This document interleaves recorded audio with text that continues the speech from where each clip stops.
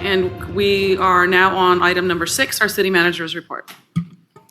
Good evening, Madam Mayor, members of the City Council. First, let me address some of the comments, obviously, about the our veterinarian or our TNR programs. I know there's a lot of passion about this, and I appreciate all those that have spoken this evening and their passion for the animals in our community. I think I can speak for everybody in here that we share that love and concern for the animals, none more so than the individuals who work tirelessly at our animal shelter, caring and providing the services for those animals. And we're happy. There's I think some misunderstanding and misinformation that's circling out there that we'd be happy to sit down with those individuals that spoke tonight and try to clarify some things and help them understand what we're doing. We're moving as quickly as we can to try to address the staffing, the current staffing issues that we have. Just so that it's clear, our veterinarian has been gone less than 2 weeks. She left on September 29th. Since then, we've brought in contract veterinarian services to continue to provide the necessary service for the animals in the animal shelter. There is an impact on TNR, we admit that. There are other services that are available elsewhere. The speaker spoke to some of the impacts on there. I would like to remind the audience as well as the council that up until just a couple of years ago, there was no veterinarian in Elk Grove. There was no animal shelter. There was no services. Those were all provided elsewhere. The city council, the city invested millions and millions of dollars in not only building a new facility, hiring staff, hiring a veterinarian, and the amount of work, energy, money, investments that have gone into that over that period of time has been significant.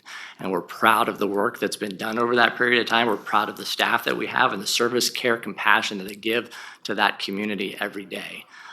So is it perfect? No, but we are working tirelessly to make sure those needs are met.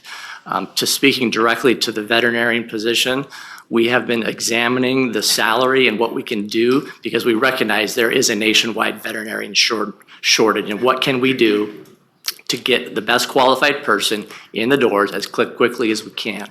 So I can assure you that we are working on that. We have a recommendation that will be coming back to the City Council in two weeks to significantly increase the salary of that position, as well as institute a $10,000 signing bonus for that position.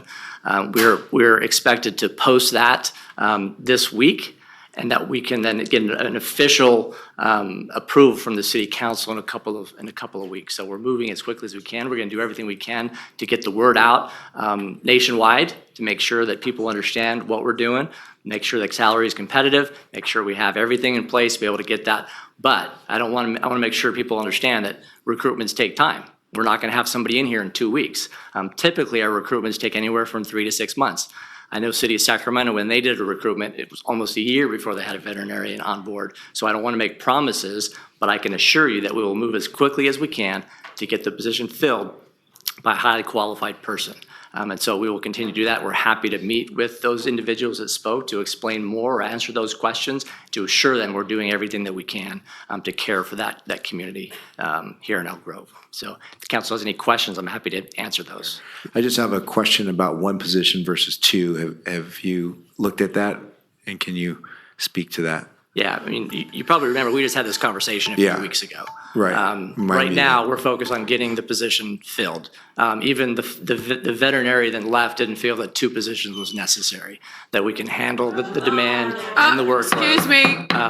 The problem with hiring a second veterinarian, you have to hire a whole team of technicians, assistants to go along with that position. So it's not just a matter of getting an additional veterinarian.